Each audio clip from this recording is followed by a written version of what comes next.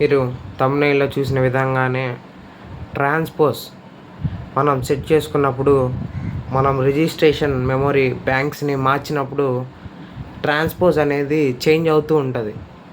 కానీ అది ఎలా స్టేబుల్గా మనం ఎలా సెట్టింగ్ పెట్టుకోవాలో మనం ఈ వీడియోలో చూసి తెలుసుకుందాం. మీకు ముందు మన ఛానల్ని ఎవరైనా కొత్తగా చూస్తుంటే లైక్ చేయండి, షేర్ చేయండి మరియు సబ్స్క్రైబ్ చేయండి. చాలామంది వీడియోస్ సబ్స్క్రైబ్ చేయకుండా చూస్తున్నారు. 87% నాట్ సబ్స్క్రైబర్డ్. దయచేసి మీరు సబ్స్క్రైబ్ చేసుకుంటే నాకు కూడా సపోర్ట్గా ఉంటుంది. నేను కూడా యమహా i500 గురించి కొత్త వీడియోలు చేయగలను ఫ్రెండ్స్. చూడండి ఫ్రెండ్స్, ట్రాన్స్పోజ్ అనేది నేను 2లో పెట్టుకుంటున్నాను. ఒకసారి బాగా గమనించండి ఫ్రెండ్స్, ఒకసారి వినండి. అదే ఇప్పుడు నేను బ్యాంక్ మారిస్తే చూడండి చేంజ్ అయిపోతుంది. మళ్ళీ ఒకసారి చూపిస్తాను ఫ్రెండ్స్. ట్రాన్స్పోజ్ని నేను 2లో పెట్టాను ఫ్రెండ్స్. 2లో పెట్టినప్పుడు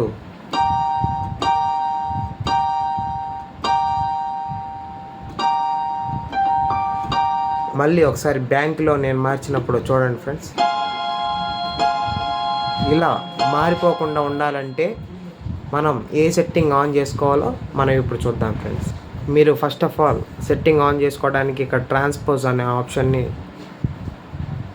క్లిక్ చేయాల్సి ఉంటుంది ఫ్రెండ్స్. సో ఇక్కడ i500లో ఇలా ట్రాన్స్పోజ్ అని ఉంది, కానీ కొన్ని బోర్డ్స్కి i425 వాటన్నిటికీ ఇక్కడ ట్రాన్స్పోజ్ బటన్ ఉండదు ఫ్రెండ్స్. అప్పుడు మీరు ఫంక్షన్స్లోకి వెళ్ళాల్సి ఉంటుంది. మీరు ట్రాన్స్పోజ్ అనే ఆప్షన్ వచ్చిన తర్వాత ఇక్కడ కేటగిరీలో లెఫ్ట్ సైడ్ బటన్ని ఇట్లా ప్రెస్ చేస్తూ ఉంటే ఇక్కడ ట్రాన్స్ ఫ్రీజ్ అని ఉంది చూడండి ఫ్రెండ్స్.